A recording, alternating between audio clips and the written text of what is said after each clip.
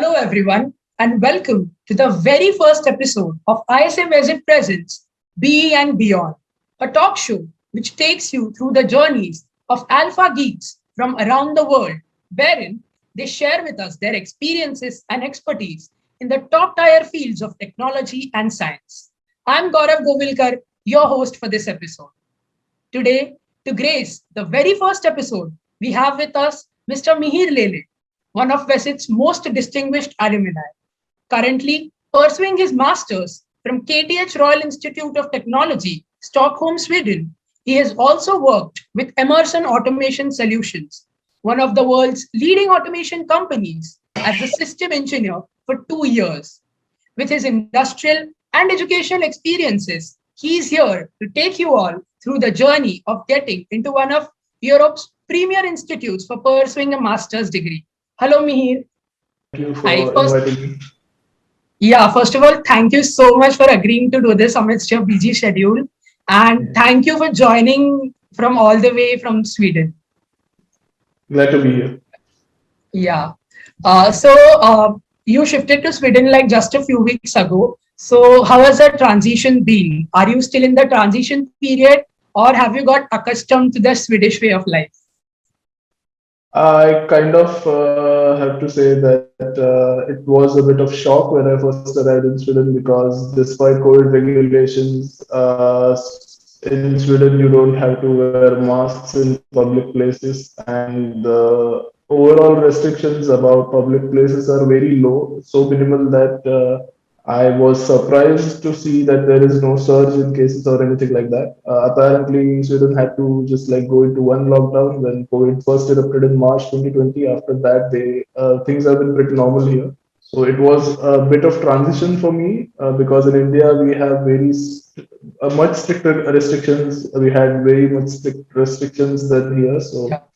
I had to get used to it. And other than that, all the public transport systems and literally, if you just imagine a perfect world or how it should be in a perfect society, everything is like that here in Sweden. The way of living life that Swedish people have kind of developed is very interesting and very satisfying. If you want that kind of peace of mind, then Sweden is the place to be. Yeah, of course, it's Europe and it has to be like peace of mind has to be there. Yeah. So my next question to you was, you have worked, as I said, as a systems engineer at Emerson for 2 years. So how was your experience and, what was the selection procedure that you had to go through? Okay, so well, Emerson is a legacy-based company. They are very old. They have like 2 centuries of experience, and Yeah. they're based in America originally. Like they're an American company. They visit campus for like what do you say, campus placements Right. to instrumentation department and sometimes electronics HTC as well. So in my case, they visited us for campus hire in 2019, and Okay. I initially planned to do my masters right after bachelor's because I had already decided that I wanted to do masters. It was just a question whether to go after bachelor's directly or get some experience before. So originally, I had prepared all the way during my third year for GRE and TOEFL, and I was on that way. But suddenly, the Emerson approached visit for campus recruitment, which doesn't happen actually every year. So Okay. I was very much interested in their product, which is called Delta V, which is a distributed control system. Visit is one of the few institutions which has in their labs. So I was really curious about it and wanted to see or explore how it works and how the overall job or portfolio in Emerson for me was we were supporting RAM, the software which used to run this Delta V or the distributed control system. So my office was based in Pune, and the recruitment process takes place in their office. They don't actually visit any campus, and it is in the usual format where you have an aptitude test followed by a couple of technical interviews, followed by maybe one or two HR Okay. rounds, and yeah, so the process is pretty much simple. Whether the company will approach visit for recruitment or not depends on how much their target of recruiting new freshers is for every year. Right. So you can't rely that they will be there every time. But whenever they hire, they usually take like 5 to 10 people per batch, and they offer competitive salaries. It is very good for visit, and the job itself is very what do you say, compartmentalized. It's not the work environment is very good. It is not toxic. You enjoy all perks and benefits while working on projects which are really challenging.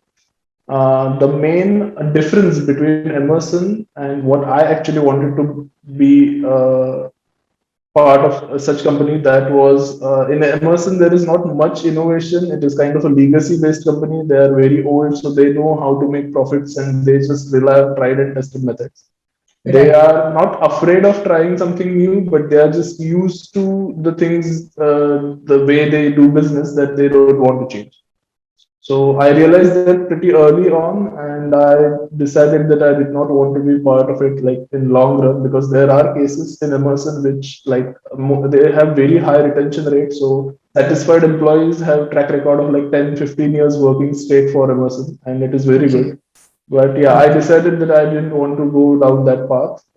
For me, the 2 years of experience, the main goal in that experience was to network as much as I can, because since the Pune office where I worked was a global engineering center, we had the opportunity of working with offices from all around the world. So my key area or zone area was Benelux region, which is Belgium, Netherlands, Luxembourg. So Okay. most of the projects which I worked on came from these region, and some from Norway and like that. So we had to like closely work with our counterparts from these regions, these offices, and they were Right. mostly business kind of oriented people. So their job was to just win the contracts and get the purchase order, get the contract awarded to Emerson. And once that is done, all the technical engineering and design part was done in Pune, in the back office, what we call it. Okay. So it was very challenging because you do not get to interact with the customer directly, but the sales people of your own company are kind of your customers. So you have to keep them happy while delivering the best technical design you can. So it's kind of tricky to discuss technical aspects with people who are not so much technical, but you kind Yeah. of develop the people's skills, like you know how to manage people. And yeah, so it was quite good experience. I met couple of great colleagues who helped me develop myself in 2 years. Plus, it was helpful for me to secure some letter of recommendations as well from very senior consultants who had like 20 plus years of experience, and I got the opportunity to work with them. So yeah, Okay. even after Emerson, we stay in touch, and it was like a great networking experience. I'd definitely say. Yeah. So all in all, it was quite a learning experience for you. Yeah. Definitely. Yeah. So you said that, initially you had planned to do your master's first, like immediately after your BE degree. So I had a question regarding that. How difficult is it for the freshers to compete with the people like you who already have some experience in the working field?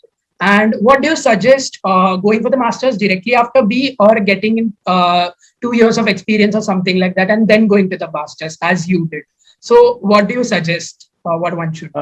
The thing is, I haven't actually been on the other side of the pool where you get to actually screen through applications and choose. Like I haven't been part of selection committee, so I don't know how exactly it works. But based on my observations, because I have interacted with around 150 from India who are right now at KTH, Okay. and some of them are involved in like multilateral programs where they are going to be part of multiple universities, or and most of them are focused on like 2 years straight master program at KTH. So, and yeah, like 60% of them almost are freshers right out of college, so without any experience. So I suppose that it doesn't really depend from selection point of view whether you have experience or not. But from like from applicants point of view, from my personal experience, what I can say is having the 2 years of experience really helped me, because When you get out of the college as a bachelor, you don't have that professional, what do you call it, say, Approach. etiquette or yeah, approach, because it takes time. You need experience to develop that. And no matter which kind of company you're working in, the professional environment kind of molds you into, like when it comes to handling pressures, meeting deadlines, and still be Right. able to perform up to the mark, then yeah, it is very much dependent on if you have experience, then it very much helps you kind of, let us say that. In my opinion, for selection, it really doesn't differentiate between those who have experience and those who do not. But yeah, if you don't have an experience and your bachelor's, what do you say, 4 years are kind of straight dry, like you have very high CGPA, but you're not involved in any extracurricular or co-curricular activities, any volunteering activities, then you are at a huge loss. I mean, your application will suffer its consequences. But yeah, experience, professional or not, doesn't matter that much. You can go directly. Oh, thank you for that answer. Also, Mihir, you mentioned about multilateral programs, and you have yourself enrolled for a multilateral program. So, could you please elaborate on what this program is and how is it different from a regular program? And what is the process to enroll for it? Is it different from the normal one, or Well, all right. So I am enrolled in a program called EIT Digital Master's School with Embedded Systems track. okay? So the multilateral program is basically, or mobility programs or joint degree programs, what they call it, are like you get to divide your masters into two parts, and you get to spend 1 year at two different universities, and they together award you either two degrees which are coupled together, like each of their own, or you get one degree from both of them. That is the kind of idea. It is not very much different from like 2 year masters at one particular university. Only thing is you get to meet more people because each year you're in a new environment. You get have like whole new set of people around you, so you meet a lot of new people definitely. Plus, you get to kind of analyze in a comparative way the teaching styles and overall educational environment in two universities. So in my case, I am currently pursuing my master's here at KTH Royal, which is a very premier research university. So there is too much research actually happening here right now in KTH, which you can be part of. But it has more what you kind of say like applicable approach. So they look at everything from application point of view rather than the research point of view. So it Right. is very much open. There is a lot of innovation happening. There are a lot of startups that you can be part of as an intern or maybe just join them as a partner. And the ecosystem is very live. It is very happening kind of thing. The second Okay. year that I'm planning to pursue my master's in is TU Berlin, which is rather what do you call it, like a very traditional university. They have like one of the best research environments in the world, but they have kind of their own sets which are very high. For example, their courses are very much in depth, so you need to focus. It is not like you can just get by while working simultaneously. So TU Berlin courses are really demanding, and it's very interesting to be there definitely. Plus, some of the key differences are like TU Berlin does not allow you to pursue internships, your master's thesis in an outside organization like an industry. Okay. You have to work in a research facility. But Okay. here in KTH, you can do your master's thesis anywhere in Europe, in any company or any research facility anywhere you want. So that kind of minute differences are there, and you get to enjoy both of them. So Yeah. those are the advantages I believe in multilateral programs.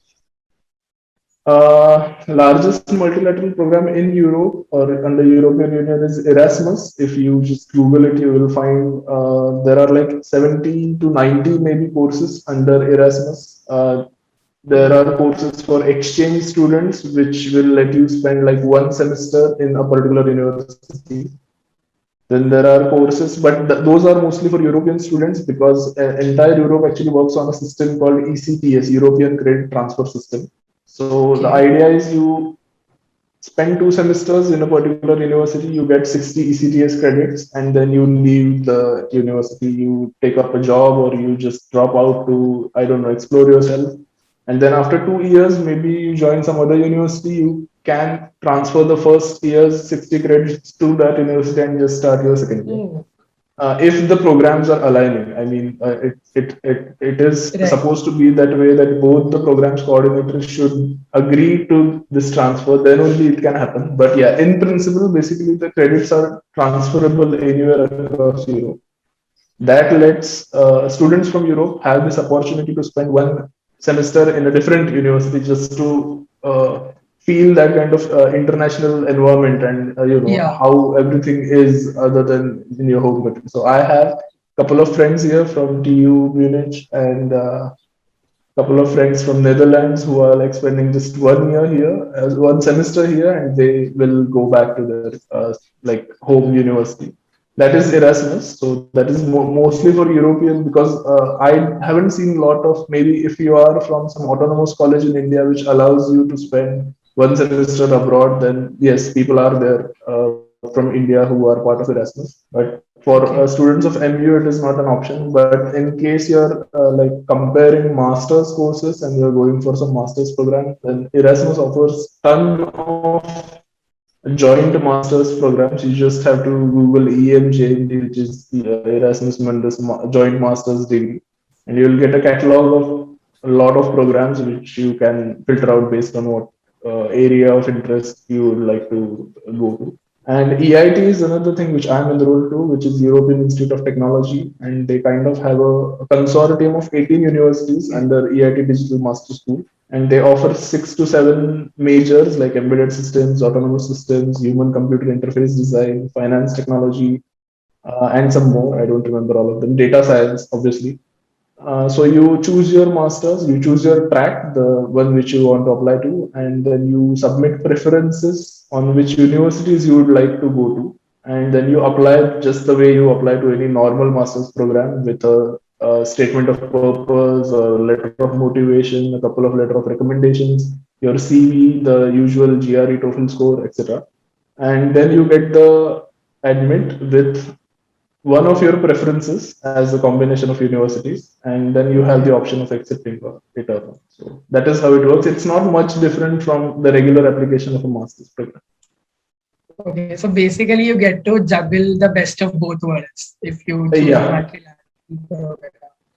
Yeah, definitely. you mentioned GRE and TOEFL. So, a lot of our audiences out there, they are aspiring to appear for GRE and TOEFL. So, any preparation short tips for them that you have? Okay. The first thing is if you're not clear about which college you want to go to, better to give out GRE and TOEFL because the requirements of having a GRE or TOEFL score vary too much. If you are going to a US university, then definitely you need GRE and TOEFL or IELTS.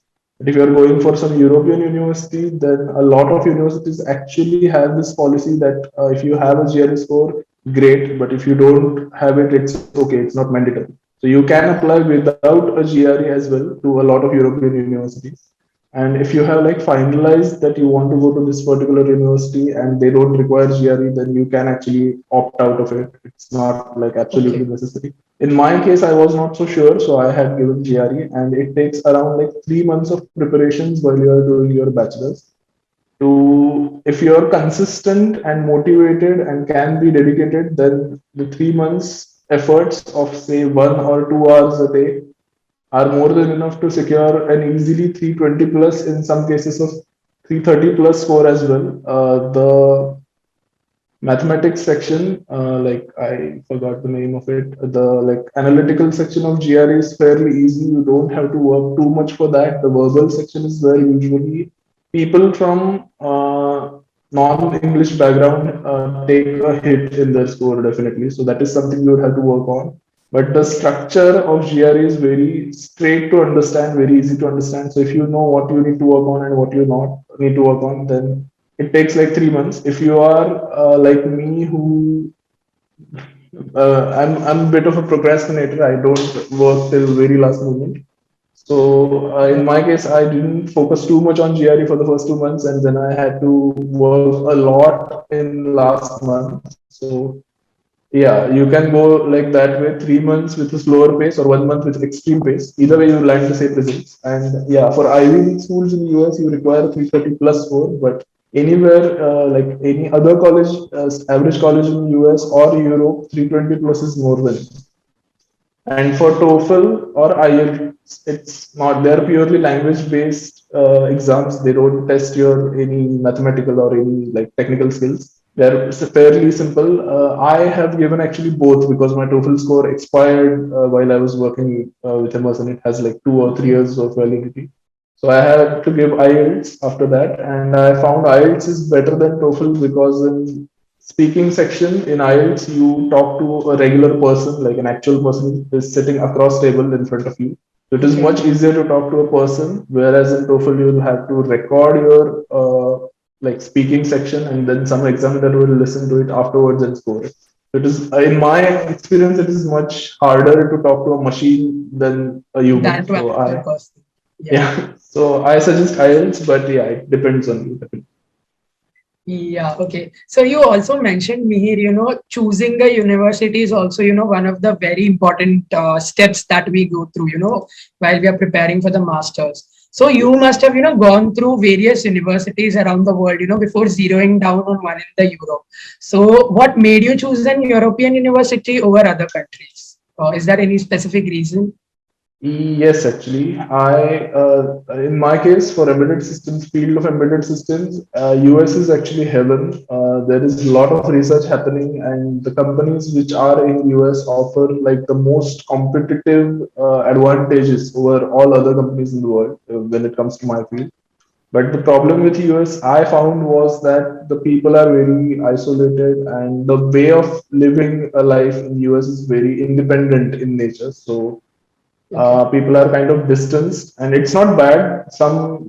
Most of the people may find it good, but I don't like kind of that way of life. So I am used to like inclusive way in which people come together and work together and they care about things. So that is why I really did not want to go to US university. That was the one reason. But still, I had like shortlisted 2 or 3 universities in case I had to apply, that kind of thing. So that was like a backup, a cushion, a third option. But yeah, mainly I was focused on Europe because European people actually consider money as a consequence, not as a means to get somewhere. So they don't really Right. much care about how much you earn or that kind of thing. They're more focused on the quality of your work and the job satisfaction that you get out of working. So those are the things I wanted. That is why I went for Europe. And within Europe, Germany has like the best industry, so to say. A lot of companies are there and very competitive market. So Germany was like going to be my key focus point. So I had shortlisted a couple of good German universities for my particular area of interest. So the way you do Okay. that is you have, in case of Germany, you have DAAD, which is German Student Academic Exchange. They have a website, they have a catalog of all programs in Germany. And you can just, the way you browse on Amazon or Flipkart, you can just put on filters and find out which programs you would be interested in. And once you read through their websites, the university's page on what kind of syllabus they are having, what kind of opportunities they are offering, my suggestion would be, if you find it interesting, go on LinkedIn, go on Glassdoor, find out some students or alumni of that university who have been there, who are studying there. And if you can track them down, maybe 1 out of 10 or 2 out of 10 will reply to your DMs. And but you might find them so helpful that they would go all the way and set up a Zoom call just to clear your doubts. So Oh, you that's can like get to interact with them, and even better if you find like ambassadors, which are usually there for each university, student ambassadors. Then it's part of their job to interact with you and let you know what is happening in their university. So you can get in touch with them as well. In case of Sweden, if you want, there is a website called Study in Sweden, which is similar to DAD. It encompasses all the Swedish universities and all courses they offer. You can just filter out and see what you want, that kind of thing. So yeah, I go about it this way. First, I read the syllabus and find if like look if I find it interesting or not. Then I research some professors what they are working in, if their field of interest is aligning with my goals. And the third one is the students who are currently working or studying here. So I spoke to a couple of people in EIT before applying, and their Okay. experience was really good. Initially, I was focused on like a technical course. I wanted to go for a purely technical master's course, but then I realized that you have to know business side as well. You can't isolate be all like I'm good at technical, then I'll survive. It doesn't happen that way. No matter how great you are at technical skills, no matter how much a company is willing to pay you, they will just hire you and put you in a corner where you will keep working and working and working for years, and nobody will recognize your work. Nobody will share their credit with you because you are not on the front. You don't know how the business works. You haven't even met your customer, and yeah. So basically, you can't be a good engineer without being able to handle the business side of it as well. Definitely. Right. So yeah, that Right. is why I found the EIT program very much balanced, let us say, between the business aspects and the technical aspects, and that's why I went for it. Okay, that's great. Okay, so talking about the job opportunities in Europe. So what kind of job opportunities do you see forward after completing masters, especially because your majors is embedded, so in the embedded technology, embedded field. Yeah, so Europe is actually, if you follow news, you may have noticed that there is a chip shortage going on around the world right now because the Right, right, biggest exporter and manufacturer of integrated circuits is China, and they're cracking down on exports and stuff. So a lot of regulation policies have been changed, and that is why entire world, especially automobile industries, kind of faced a big hit because they have entire car ready, but there are around 40 to 60 different embedded systems that go around the car, which may include power steering, power windows, like your camera when you like take the reverse kind of thing. So a lot of small embedded systems are around there in cars, and the entire car is ready, but there is no chip available to mount in it. So they are not able to sell the cars, and it is affecting like all the major automobile players across the world. So European Union has kind of they are working towards independence from not China, but any external country. So they are working towards a goal of forming their own industry here, an own hub here. That way, they will not be they have not like they need not be relying on someone else for chips. They kind of now consider it as an essential business because from defense to automobiles, each sector is there are like tons of integrated circuits and small computers which are working when even if you don't see it, they're there. So without them, you are kind of a bird without wings in the air. So right. they are kind of consolidating their business. In Europe, they have set up a goal or a path for next 5 years in which they are planning to like fuel this industry in a way that there will be too much growth, definitely. And even without that, best kind of research in embedded system actually happens in European Union, but the manufacturing or industry is situated in US and China. So they kind Yeah. of have that edge. But yeah, in coming future, if European Union develops a very good industry here in what do you say, Europe as well, then yeah, there are bright days ahead, definitely. Even right Yeah. now in Sweden, there are a couple of companies. For example, Volvo is Swedish, the truck makers and car makers. Scania Right. is a big truck maker who is Swedish. Then we have Ericsson, the giant. Then, so yeah, a couple of Swedish companies are already there, which we didn't like. ABB is another industrial giant, which is Swedish.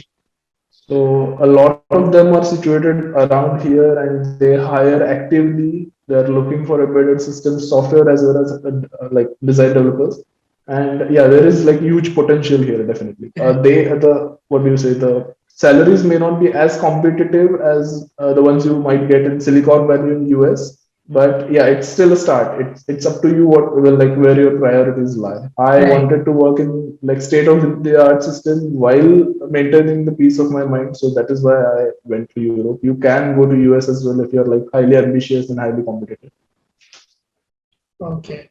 So basically, it's all shiny, ahead for embedded in Europe. Yeah, definitely. Not just in Europe, the entire world is kind of And realizing yeah, now that the embedded systems definition in first course our professor told us was that those are the computers which are there but you can't perceive them. So that is the biggest thing. You just don't know that there are so many computers in this application that you neglect them. You don't care about them, but without them, the entire application is dumb, unintelligent, and it won't work. So they're yeah, extremely essential. And yeah, so I hope that everybody catches on this thing. yeah. The definition was very well put. Like, Yeah, it's I paraphrased it. It wasn't exactly that way, but yeah, something like that. yeah. Definitely. Okay, so what kind of projects would you suggest to the students, in the college, in the hardware domain to get admits from the top universities for masters in embedded systems? So basically, it depends on what your interests lie in. The embedded systems in itself is a very huge domain, and even after spending like 30 years, you won't be expert of everything. It depends on what you like, and the way to find out what you like is to just explore everything. Just try out your hands on different things, different technologies. Don't start your journey at Arduino and finish it on the Raspberry Pi. Go horizontally, like try to work on different communication systems or techniques. Like there is Wi-Fi, then Bluetooth, then Zigbee, then a lot of protocols are there, a lot of platforms are there. There are advantages and disadvantages to each of it.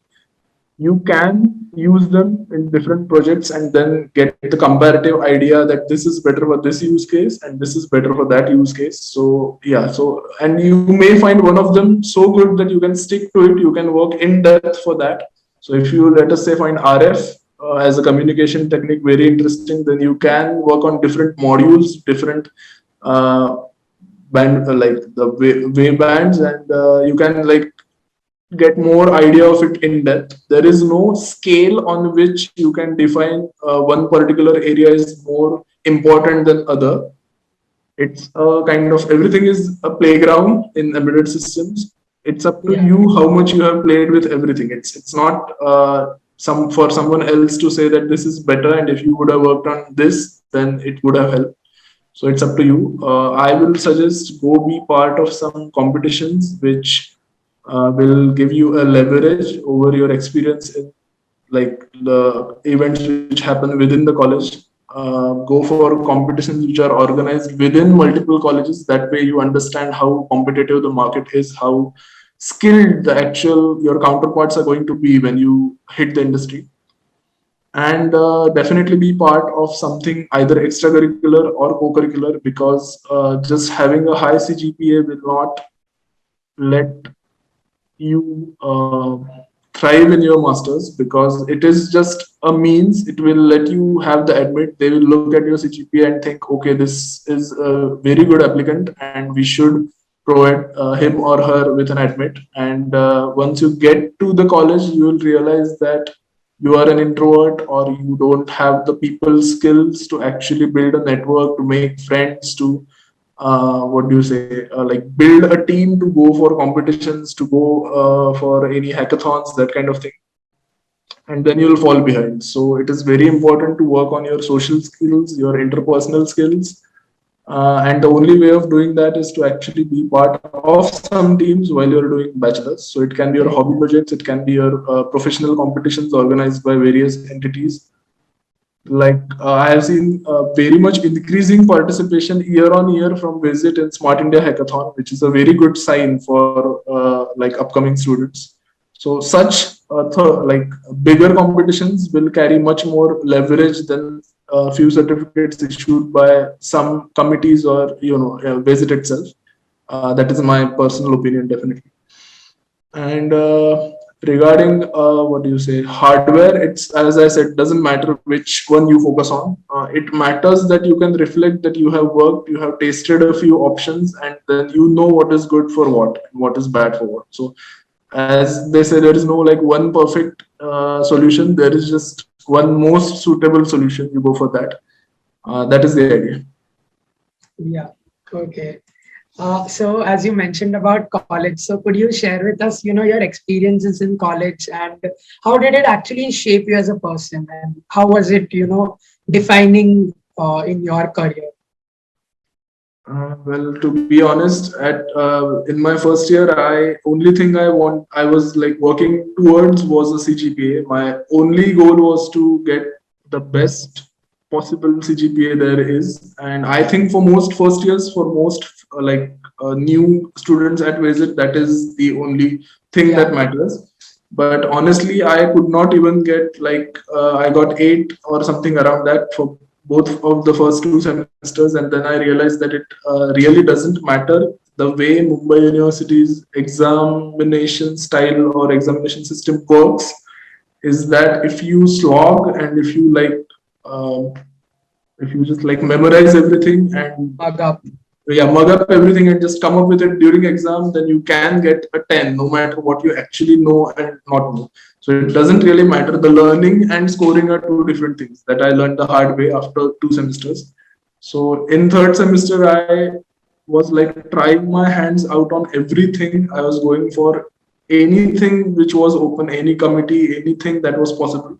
That is how I actually got to know ISA. Otherwise, wasn't even aware that there are societies and they arrange some kind of events and there are committees. I was like totally detached with all of this during my first year. So during second year, I joined ISA because honestly, a couple of my friends were going for it. So I thought, why the hell not? And I joined as SE coordinator, then shifted or moved towards editorial role in third year where I was the editor. And during fourth year, I got to be the president, which was a very, what do you say, versatile experience, I can say. So not a lot of people actually stick with any society for 3 years. They don't like to. They just want to come in, get some experience, explore their options, and get out next year. But if you actually care about anything, if you find that one thing that matters the most in college for you, then for me it was ISA definitely. So I stuck with it for 3 years, and the kind of events we got to arrange, most of it was a matter of luck, I will definitely say, because before us, ISA was in before actually 2 to 3 years before us, ISA was not so in good condition. Our senior batches of 2018 and 2017, they worked very hard to make ISA what it is today, and we got to be the part of that journey. And I consider myself very fortunate for that, definitely. But a few events where we actually got to host the ISA president, the worldwide president of ISA, who had visited Mumbai, and some like scientists from NASA. Those events were that was sheer part of luck. It happened to happen like during our tenure, and we were very fortunate, I'll say. But all these experiences gave me a very good understanding that developed me to be a good public speaker. Before joining ISA, I had not made a single announcement any time in my life. And after joining, I had to speak on a dais in front of 50, 60 people. At times during workshops when we had no time to prepare, actually, we just kind of improvised. The content of the PPT was made by someone else, some second year or third year, and we just went on and delivered that. So then I realized this, that if you have the knowledge, you don't need a PPT. You can actually propagate that to a class of 60 without help of PPT. It doesn't matter what is back there. You just have to know what is in here and say it out loud. So it works, that kind of thing. So a lot of skills I got to acquire during ISA tenure of 3 years. I wasn't focused on much else. Actually, I joined some uh, team prevailers during the cultural Illusion. festival. Yeah, Illusion, which used to be. And yeah, other than that, I wasn't actually much focused on anything else. ISA consumed a lot of my 2, 3, and 4 years of engineering. But yeah, during those, I was fully dedicated and it was great. I mean, I won't do anything. differently if I get the chance again. It will be exactly the same thing, the same way. So yeah, it was really great, and I encourage everyone of you to be part of at least one society, one committee, one team which you may have formed of your own. I'm not like publicizing any particular society or anything, but yeah, just be part of something, be active, and get out there, get working. That will help you definitely. Yeah. I think, and you guys, the legacy that you have created at ISA, I think that is amazing, and we are really enjoying taking the legacy forward. Yeah, no, most of the credit is due to our senior batches, especially 2017 batch, I'll say, because they have worked their asses off, I'll say, really hard, I mean, to bring ISA where it is today. Before we end this interview, one last question. Any valuable lessons, that you would like to share with our viewers that you have had, in your course of time, at Westit and now at Emerson and then now at the university?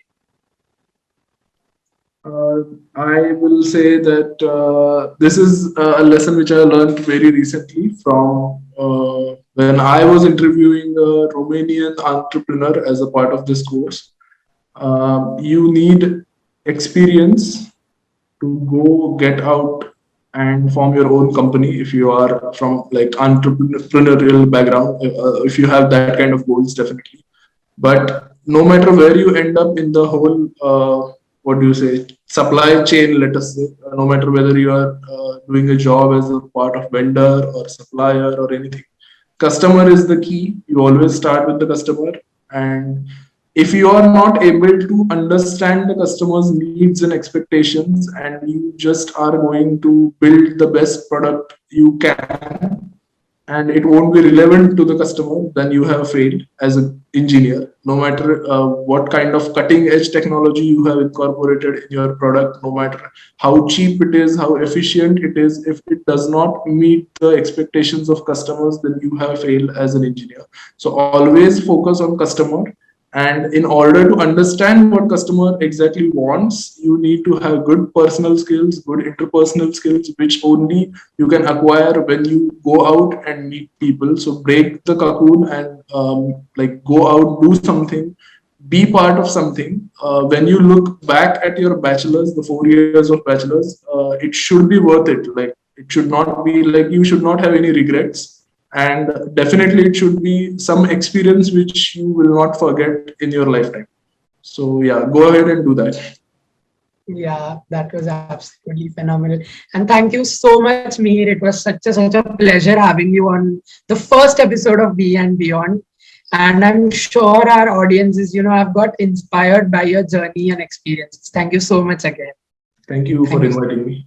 So yeah, for more such interviews, tune into our YouTube channel. See you in the next episode of BU and Beyond. Thanks for watching. And do not forget to hit the like button and subscribe to our channel. Thank you. Bye bye.